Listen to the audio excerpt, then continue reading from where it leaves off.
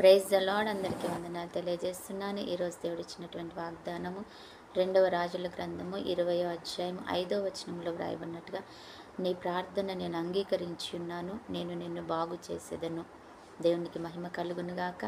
దేవుడు అంటున్నాడు, నీ ప్రార్థన నేను అంగీకరిస్తున్నాను, నీ ప్రార్థన నేను వింటున్నాను. నా కుమార్తె, నేను నిన్ను స్వస్థపరుస్తాను, బాగు చేస్తాను.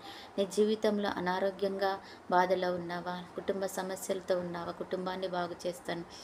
ఏ సమస్య ఉన్నా దాన్ని నేను బాగు చేస్తాను. ఎందుకంటే నీ ప్రార్థన నేను అంగీకరించాను, నేను ఆమేన్ అంటున్నాను. కృతజ్ఞతలు చెల్లించు అంటున్నాడు దేవుడు. నిజమే కదా. దేవుడు ఏ ప్రార్థన తోసివేసే దేవుడు కాదు. కనికరం కలిగిన దేవుడు, నిన్ను నన్ను విడిచిపెట్టే దేవుడు కాదు అన్నమాట. ఎవరి ప్రార్థన ఆయన తోసివేయడు కదా. నిజంగా హన్న కన్నీళ్లు విడుస్తూ ప్రార్థన చేసిందంట. ఆ ప్రార్థనను బట్టి ఆయన ఆశీర్వాదకరమైనటువంటి, నిజంగా ఆయన్ని ఊహించనంత గొప్ప బిడ్డని ఆమె జీవితంలో దేవుడిచ్చాడు. నువ్వు కూడా కన్నీరు కారుస్తూ ఉన్నావా? నిజంగానే ఆయన గుడిలోకి ఆ కన్నీరు వెళ్తుందా? ఆ కన్నీటిని చూసి ఆయన ఊరుకుండే దేవుడు కాదు, కానీ ఖచ్చితంగా నీ జీవితంలో ఆయన అద్భుతం చేస్తాడు.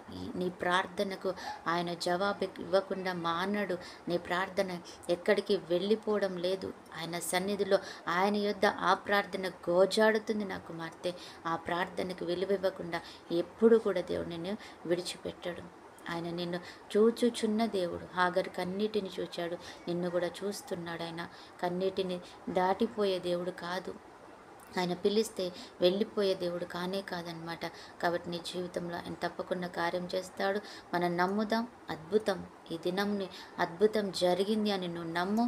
దేవుడు గొప్ప కార్యం చేస్తాడు. ఆమేన్. తన పరిశుద్ధుడు అయిన దేవ, ప్రేమ కలిగిన తండ్రి యేసయ్య, నీకు వందనాలు చెల్లించుకుంటున్నాను. ఈ సమయాన్ని బట్టి నీ కోట్ల కృతజ్ఞతా స్తోత్రాలు నాయన. నువ్వు అంటున్నావు, నీ కన్నీళ్లు విడవడం నేను చూచాను, నీ ప్రార్థనను అంగీకరిస్తున్నాను, నిన్ను విడివను ఎడబాయను.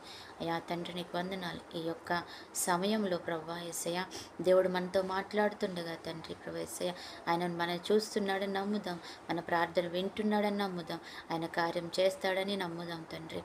ఆయన చేసిన ఆ కార్యాన్ని బట్టి ముందుగా కృతజ్ఞతలు చెల్లించుకుంటున్నాం. యేసయ్యకు మాత్రం మహిమ చెల్లిస్తూ మా బిడ్డలను, మమ్మల్ని, మా కుటుంబాలు జ్ఞాపకం చేసుకొని తండ్రి నీకు వందనాలు.